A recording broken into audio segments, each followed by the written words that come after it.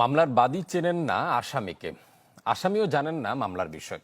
৫ আগস্টের পর ডিএমপির বিভিন্ন থানায় দায়ের করা মামলাগুলোতে এই প্রবণতা দেখা গেছে। এসব মামলার এজাহারের তালিকায় থাকা প্রথম ১০ থেকে ২০ জন আসামির নাম একই, বাকি ১ থেকে ১.৫ শতাধিক আসামির নাম এলাকা ভেদে পরিবর্তন করা হচ্ছে। এমন পাইকারি হারে মামলায় প্রকৃত আসামিদের পার পেয়ে যাওয়ার আশঙ্কা প্রকাশ করেছেন আইনজীবীরা। ফয়সাল হোসেনের রিপোর্ট। গণ অভ্যুত্থানে গেল ৫ আগস্ট পতন হয় শেখ হাসিনা সরকারের। এরপর থেকেই শেখ হাসিনা, আওয়ামী লীগ নেতাসহ ক্ষমতাধরদের নামে মামলা হয় বিভিন্ন থানায়। ডিএমপির তথ্য মতে ৫ আগস্ট থেকে ১৬ সেপ্টেম্বর প্রায় ১.৫ মাসে রাজধানীর থানাগুলিতে মামলা হয়েছে ২৪৮টি। চ্যানেল 24 এর অনুসন্ধান বলছে, এসব মামলায় বেশিরভাগ এজাহার একই ধরনের। প্রথম ১০ থেকে ২০ জন আসামি আওয়ামী লীগের শীর্ষ নেতাসহ প্রভাবশালী কিছু পুলিশ কর্মকর্তা। এসব মামলায় বাদী চেনে না আসামিকে, আসামিও বাদীর নাম শোনেনি কখনো। গেল ২৫ আগস্ট ঢাকার দোহার থানায় এমনই একটি মামলা হয়।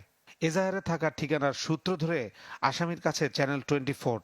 রাজনৈতিক পরিচয় না থাকা অভিযুক্ত ষাটোর্ধ্ব এই ব্যক্তি দেশের শীর্ষ ব্যবসায়ীদের একজন। দাবি করেন গত ১০ বছরেও দোহার যাননি তিনি। আমরা ব্যবসা করি জীবনভর, যেই সরকার আছে তার সাথেই আমাদের সম্পর্ক থাকে, কিন্তু আমরা কোনো রাজনীতি করি না, কখনো করি নাই। হত্যা মামলায় আমার আসামি করা হয়েছে। আমি দোহারে ১০ বছরে যাইও নাই, কেন আমি বুঝলাম না আমার নামে এই কেসটা করা হয়েছে। সরকারের কাছে আবেদন থাকবো আমরা যেন এইভাবে বিভিন্ন জায়গায় এরকম হচ্ছে হ্যারাসমেন্ট না হই। এই শিল্পপতি সহ ১৭৪ জনের নামের মামলার বাদী শাহজাহান মাঝি, যাদের অধিকাংশকেই চেনেন না তিনি। তাহলে কেন করলেন এমন মামলা? দলের মামলা তো এটা বুঝুনি, এটা আমার উপরে থাকা আমার লিডারে মানে এটা বুঝুন আবার খন্দকার আর তার জরুরি আছে, নেতারা আছে বুঝুন জরুরি। নেতারা নামগুলো দিছে, নেতারা দিছে, এটা রাজনীতির মামলা তো বুঝুন আমি তার সব চিনি না বুঝুন। গেল ২ সেপ্টেম্বর একই ধরনের একটি মামলা হয় রাজধানীর উত্তরা পূর্ব থানায়। আসামি বেশ কয়েকজন ব্যবসায়ী, যা উদ্দেশ্য প্রণোদিত বলে দাবি অভিযুক্তদের।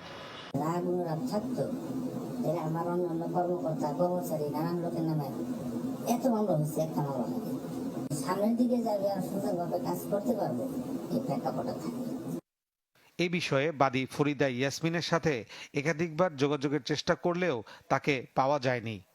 দুঃখিত, কাঙ্ক্ষিত নম্বরটিতে এই মুহূর্তে সংযোগ দেওয়া সম্ভব হচ্ছে না।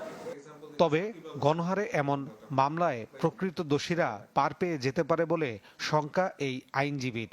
আমরা এখন এক্সপেক্ট করবো যে এই ধরনের মামলা যাতে না হয়, যাতে মানুষ তাদের মত প্রকাশ না করতে পারে, অথবা ভিন্ন মত থাকলেই তাকে একটা বিপদে ফেলে দেওয়ার একটা সুযোগ ক্রিয়েট যেন জুডিশিয়ারির মাধ্যমে না হয়, বা পুলিশ স্টেশনে একটা কেউ মামলা করতে পারে, এই ধরনের সুযোগ যাতে না থাকে।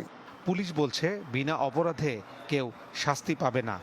দোষী এবং নির্দোষ আইডেন্টিফাই করার জন্য তো প্রাথমিকভাবে তদন্ত করতে হবে, এবং তদন্তে আমার যে নিরপরাধ সে অবশ্যই বাদ যাবে, এবং যে অপরাধী প্রকৃতভাবে অপরাধী সে মামলায় থাকবে।